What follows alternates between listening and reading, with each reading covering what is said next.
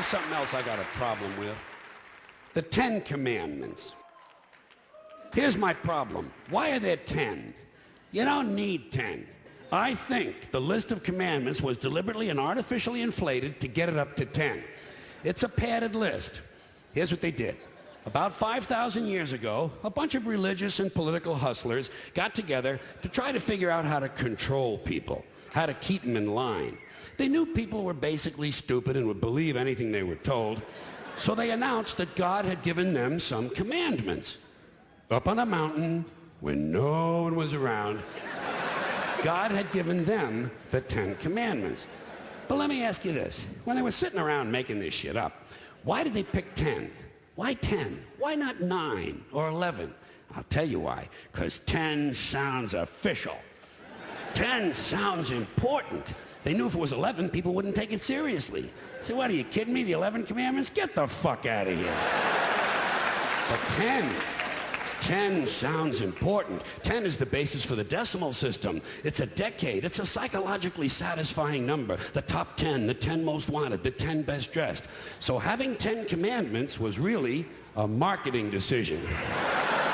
And to me, it's clearly a bullshit list. It's a political document artificially inflated to sell better.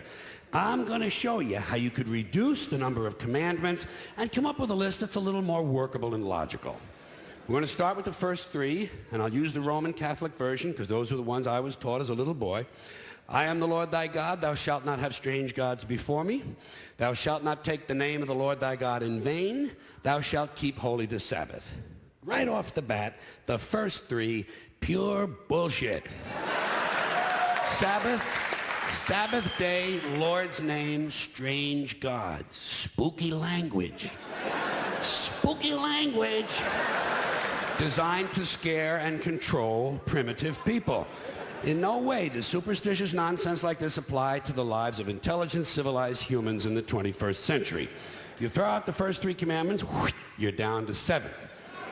Next, honor thy father and mother. Obedience, respect for authority.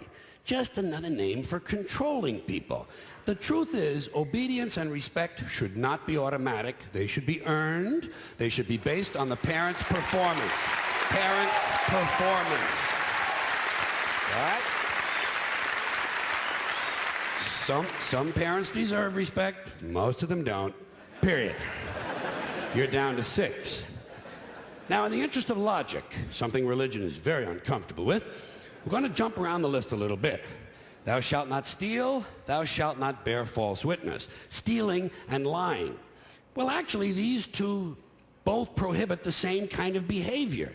Dishonesty, stealing, and lying. So you don't need 2 of them. Instead, you combine them and you call it thou shalt not be dishonest. And suddenly, you're down to 5.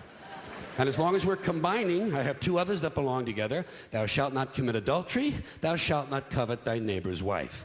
Once again, these 2 prohibit the same kind of behavior, in this case, marital infidelity. The difference is coveting takes place in the mind, and I don't think you should outlaw fantasizing about someone else's wife. Otherwise, what's a guy going to think about when he's waxing his carrot? But marital fidelity is a good idea, so we're going to keep the idea and call this one, thou shalt not be unfaithful. And suddenly, we're down to 4. But when you think about it, honesty and fidelity are really part of the same overall value. So in truth, you could combine the 2 honesty commandments with the 2 fidelity commandments and give them simpler language, positive language instead of negative, and call the whole thing, thou shalt always be honest and faithful, and we're down to 3. Thou shalt, they're going away fast. Thou shalt not covet thy neighbor's goods. This one is just plain fucking stupid. Coveting your neighbor's goods is what keeps the economy going. Am I right? Your neighbor gets a vibrator that plays "O Come All Ye Faithful." You want to get one too. Coveting creates jobs. Leave it alone. You throw out coveting and you're down to 2 now, the big honesty and fidelity commandment, and the one we haven't talked about yet, thou shalt not kill, murder, the 5th commandment. But when you think about it, when you think about it, religion has never really had a big problem with murder. Not really. More people have been killed in the name of God than for any other reason. All you have to do... Sure. Yeah. Uh-huh. All you have to do is look at Northern Ireland, the Middle East, Kashmir, the Inquisition, the Crusades, and the World Trade Center to see how seriously the religious folks take thou shalt not kill. The more devout they are, the more they see murder as being negotiable. It's negotiable. You know? It depends. It depends. It depends on who's doing the killing and who's getting killed. So, with all of this in mind, I leave you with my revised list of the 2 commandments. Thou shalt always be honest and faithful to the provider of thy nookie. And thou shalt try real hard not to kill anyone, unless, of course, they pray to a different invisible man from the one you pray to.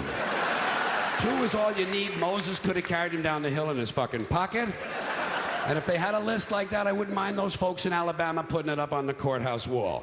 As long as they included one additional commandment, thou shalt keep thy religion to thyself.